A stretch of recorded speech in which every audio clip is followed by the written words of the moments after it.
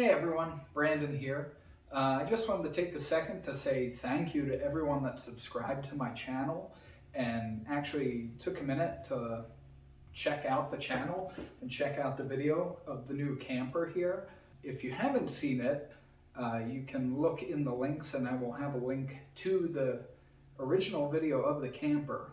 Honestly, I'm kind of blown away by how popular this video seems to be. I originally took the video and uploaded it to YouTube just so I could send the link to friends and family, figuring it'd be a more convenient way to share this video of this cool new camper we got. And I don't know how, but as I'm speaking this right now, that video has somewhere around 850,000 views. It's just kind of mind-boggling how that happened, but you all seem to be very interested in this camper, which is pretty awesome because my wife and I and my two boys are also really excited about this camper. It's really cool. It seems to turn a lot of heads, but as cool as it is and how unique it is, it's also really practical for us.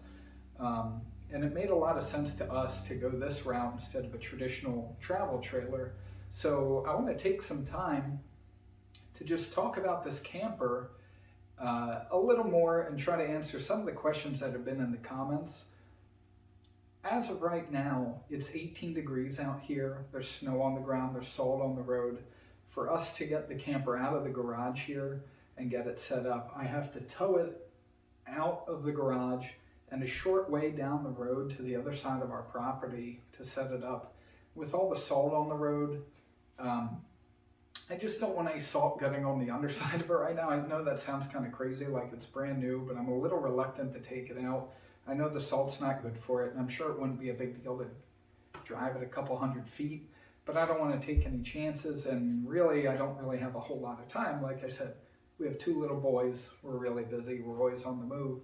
But I do promise, as soon as I'm able to, we're going to get this thing back out, and I will give you a more detailed walkthrough of the interior. But for right now, I just want to go over a few more of the specs of the camper to help answer some of your questions. So let's get started. The camper that we got is a TrailManor model 2720QB. TrailManor has a couple different models, and the model numbers align with the length of the camper when it's open and when it's closed. So the 2720QB is 27 feet long open and 20 feet long closed.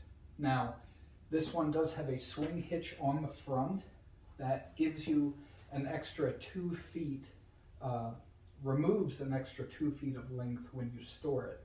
So as you can see, it is small enough when you close it down to fit in a garage, which is one of the reasons why we chose to get a TrailManor. We decided to go with a TrailManor for a number of reasons. One, we can store it in the garage. We don't have to pay to have a normal travel trailer stored somewhere at a storage facility. It's small enough that we can fit it in here pretty easily. We only have about 6 inches of clearance on either side of the garage door, so I had to really focus on backing it in here, which has been a bit of a challenge, but knock on wood, haven't had any issues yet. Because of the size, they're light enough that you can tow it with a lot of tow vehicles with a V6 engine. I have a Honda Ridgeline with a towing capacity of 5,000 pounds, and that's more than enough to pull the TrailManor. Even the largest size I'd be able to pull with this. Another reason is pretty much just the size for a pop-up. Our last camper was a Coleman Tau, which I believe was about 17 feet long open and closed down to somewhere around 11 feet. It was pretty small, but it was a traditional pop-up camper, cloth sided, which I didn't really care for because that cloth tends to get a lot of wear and tear over time. You can't close it down when it's wet. You have to let it dry out. It just seemed like a lot to manage. So we really wanted a hard-sided camper, and the TrailManor had pretty much everything we were looking for. One of the nicest things about this camper is the weight. So like I said before, this camper is 3,200 pounds empty right out of the factory, with a total cargo capacity of about 1,500 pounds and a total axle weight of 5,200 pounds. So the nice thing about these campers is when it's expanded, you're getting pretty much a full-size travel trailer, but it closes down and it's light enough that you can haul them with a lot of smaller tow vehicles. Like I said, I have a Honda Ridgeline, which isn't a very big truck. Some people don't even consider it a real truck, but it has a tow capacity of 5,000 pounds. And there's no way we were getting a 27-foot traditional travel trailer small enough in weight that I could tow it with that. We wanted something bigger because we have two little boys, and when we would go out with the old pop-up camper, with all their stuff, it just filled up so fast. It was hard to move around in. It didn't have a bathroom, there was no toilet. It was fun, but it wasn't as convenient as we would like, having two small children.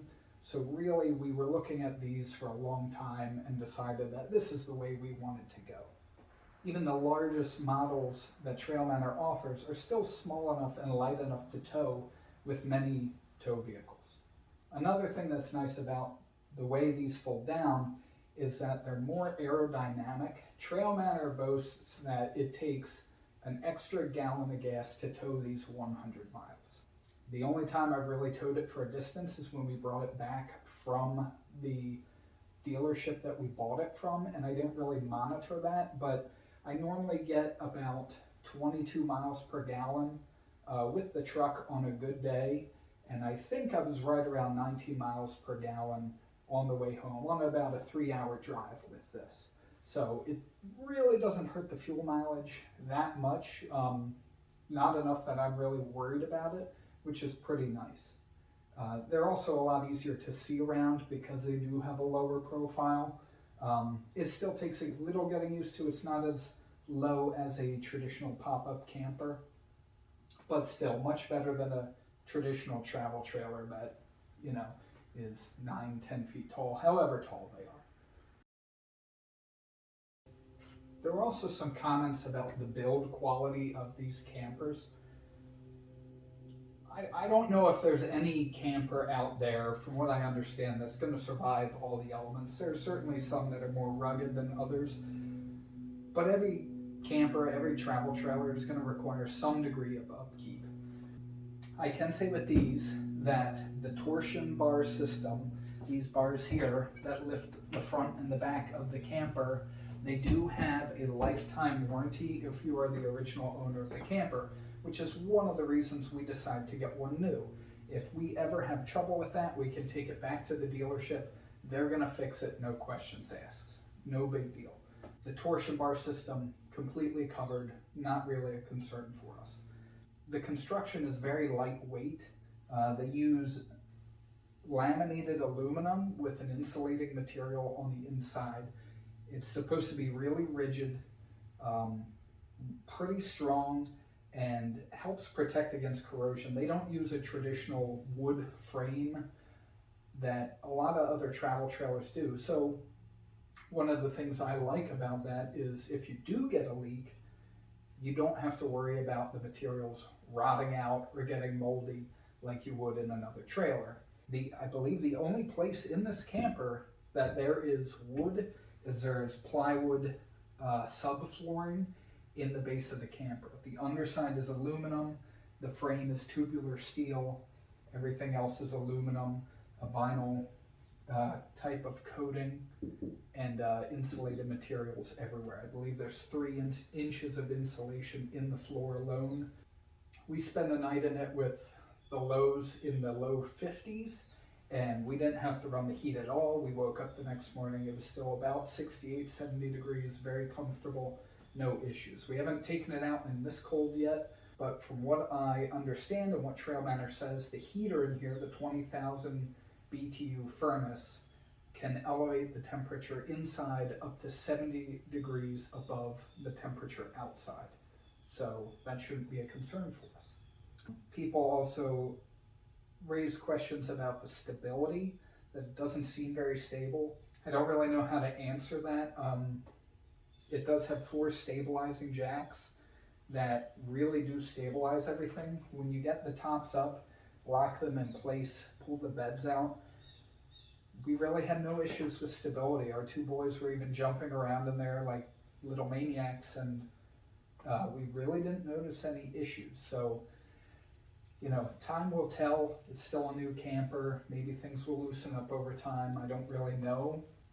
But from what I've experienced so far and what I've heard from other owners is that these things really don't have many issues with stability.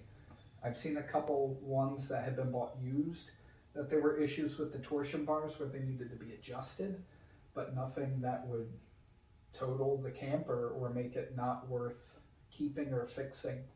We seem pretty happy with the build quality. Everything seems pretty well put together.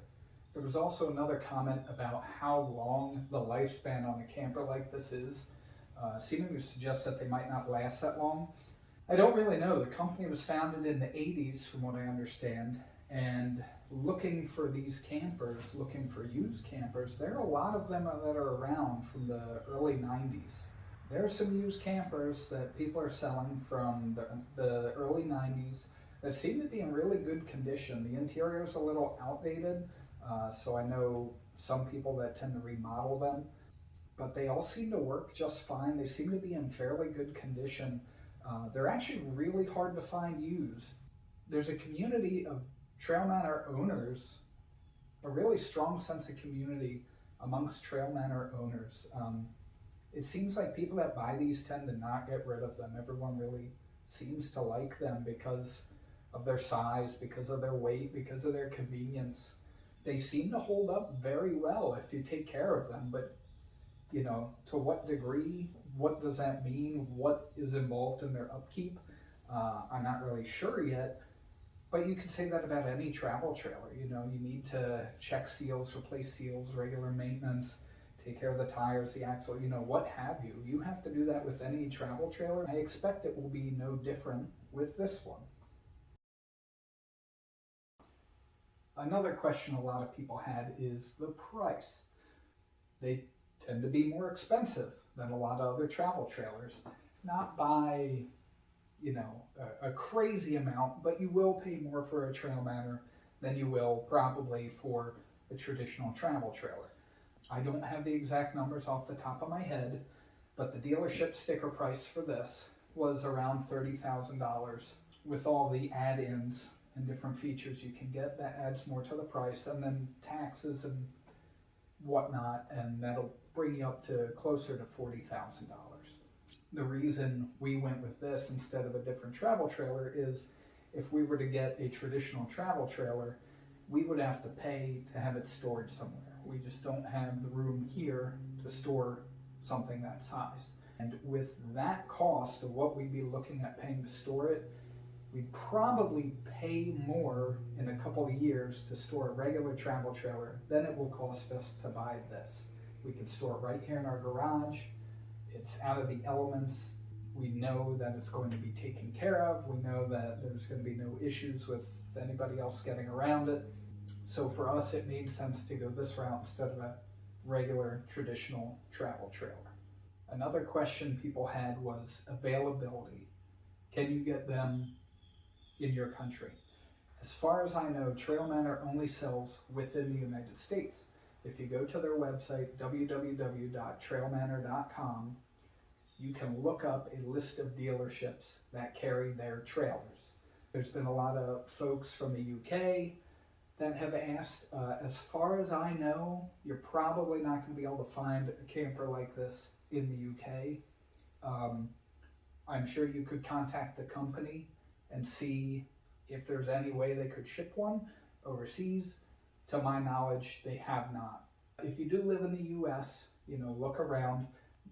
The company's based out of South Dakota, and I believe you're more likely to find them at a dealership out that way than on the East Coast where we're at.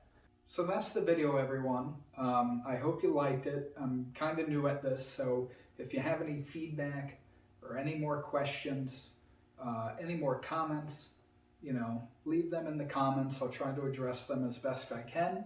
And thanks for watching.